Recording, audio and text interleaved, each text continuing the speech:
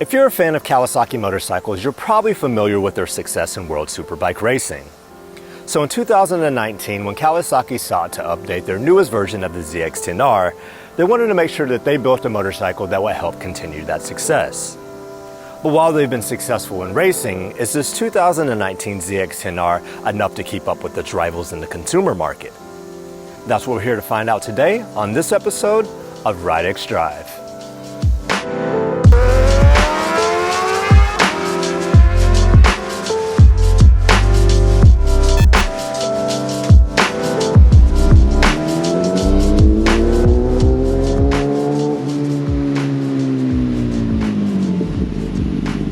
Here at rideXdrive, we focus primarily on real-world everyday reviews, but that's a tough task when the vehicle we are reviewing is in some ways laser-focused on track performance. The Kawasaki ZX-10R is one of those vehicles. But trust, we are more than happy to take on the challenge. Kawasaki has won the Manufacturers' Championship in World Superbike Racing the last 5 years in a row with this platform. That racing success trickles its way into the consumer model, making it a very focused but somewhat edgy machine, at least on the streets. In some ways, it lacks a bit of sophistication, but without a doubt, it should make for a great thrill if you are in the market for a bike that takes its superbike status seriously.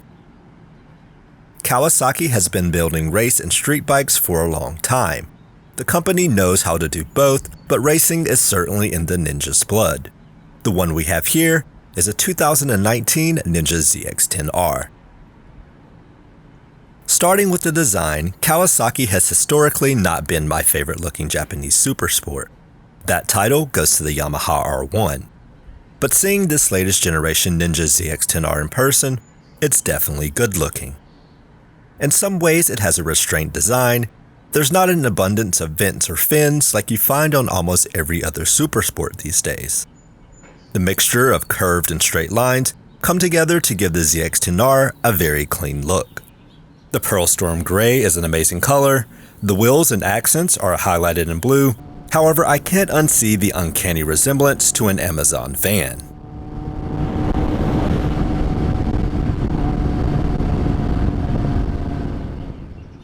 The simplistic bodywork is wind tunnel tested and designed to make the ZX-10R slice through the air as efficient as possible. The ram air intake sits front and center and inhales air directly into the airbox. At speeds north of 100 miles per hour, the setup increases static air pressure and in turn horsepower. So while most riders won't enjoy the benefits of ram air on public streets, it's an indicator of Kawasaki's commitment to on-track performance.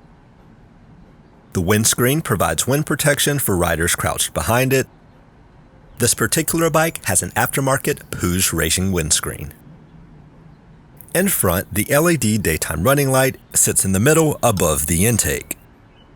The headlights have incandescent lights for the low beam and high beams, and if we were to pick nits, this is one area where Kawasaki can certainly upgrade the ZX-10R. LEDs are widely available nowadays. There's just no reason why they shouldn't be able to add full LED lighting.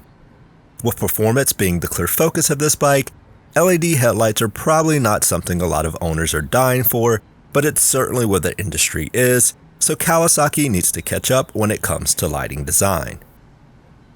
There are LEDs for the turn signals that are integrated into the side mirrors.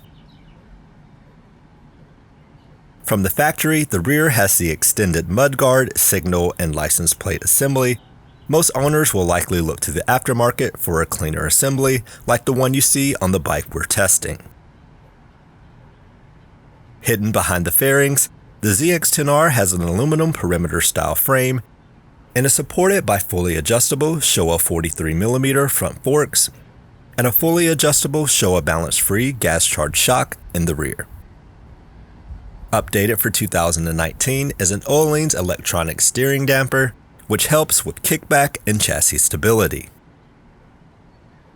The 3-spoke rims are wrapped in 120/70/17 and 190/55/17 Bridgestone Battle Axe Racing Street RS10s. Braking is done by Brembo 4-piston monoblock calipers and dual 330mm disc up front and a single piston Nissan caliper and single 220mm disc in the rear. As you would expect, there is plenty of stopping power. This model has Kawasaki's Intelligent ABS, or KIBS for short, which provides more precise braking control. The optional ABS system adds an extra $1,000 onto the base MSRP of $15,099 for a total price of $16,099. However, you can easily find these bikes being sold for under $14,000 and in some markets even under $13,000. The instrument cluster does an okay job of communicating information to the rider. The display is dominated by a sweeping bar-style RPM indicator.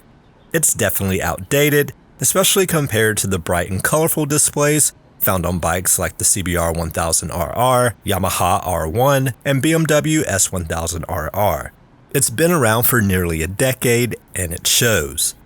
Some riders may not care about fancy digital displays, but we do, and it's beyond time for Kawasaki to move on from this outdated screen. The outdated screen doesn't mean that the ZX-10R lacks in terms of technology, however. It comes with Kawasaki's full suite of driving aids and adjustability. Using the select button and up and down arrows, engine brake control, launch control, traction control, power modes, and other functions can all be adjusted to create a custom riding setup for unique riding conditions. Most of the settings also have different levels of customization. The riding position is aggressive and focused, but nothing out of the ordinary for sport bike riders. The seat height is 32.9 inches. One area where the ZX-10R certainly isn't lacking is in the power department.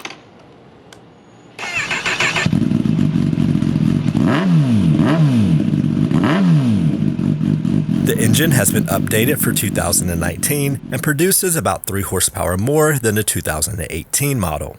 It comes with a 998cc inline-4 that produces 200 horsepower near its tread line, which comes at a screaming 14,000 RPM, and 84.6 pound-feet of torque at 11,500 RPM. The 2019 model gets finger follower valve actuation and a cylinder head ready for high lift cams.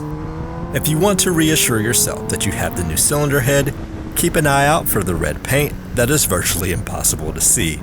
So while you can't really show it off, it's there, as you can see in this very overexposed footage.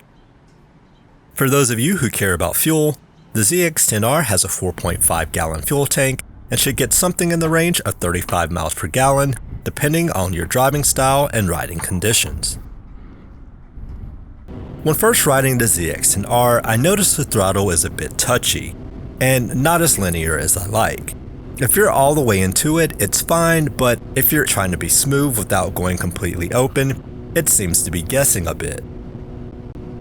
If you're an experienced rider, it likely won't bother you, but anyone coming from a less powerful bike or without as much experience may get a couple of surprises here and there when riding 50 to 75%. With that aside, in the fun department, compared to the Honda CBR1000RR we tested a while back, which, if you haven't seen our review of the CBR, be sure to check that out, the ZX-10R has more personality. If I were choosing between the CBR and the Ninja, simply for a smile and excitement, I would choose the Ninja. It screams, vibrates, and bucks like a wild animal. But it's almost 25 pounds heavier than the CBR, so it doesn't inspire as much confidence initially. Once you get going, however, there's no doubt this is a very capable bike. It feels well balanced, although it can be a bit twitchy and harsh on anything short of smooth pavement. The Ninja ZX-10R comes in at 454.2 pounds. Ninjas have always been heavy bikes, and this one is by far the heaviest among Japanese supersports. But unlike the CBR we tested, this ZX-10R comes equipped with the quick shifter and ABS. I found myself shifting the ZX-10R for no reason other than to listen to the pops and farts it produced when going through the gears.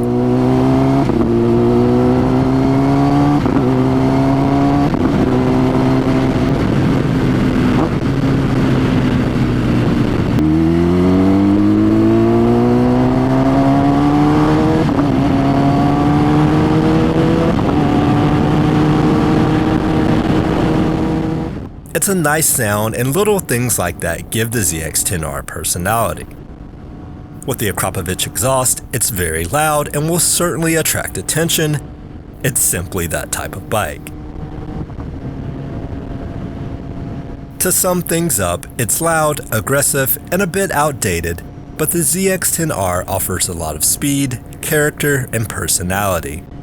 Again, we look at how bikes work for us on the streets in everyday conditions, so we can't really speak to what this thing is like on the track, and anyone lacking the skills of, say, Jonathan Ray or Tom Sykes will be hard-pressed to find the limits of this bike. If I were in the market for a super sport, there are a few other bikes I would choose over the Ninja.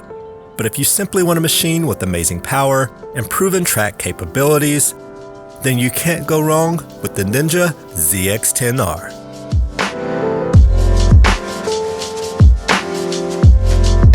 Thanks for watching, and remember to like, subscribe, and follow us on Instagram.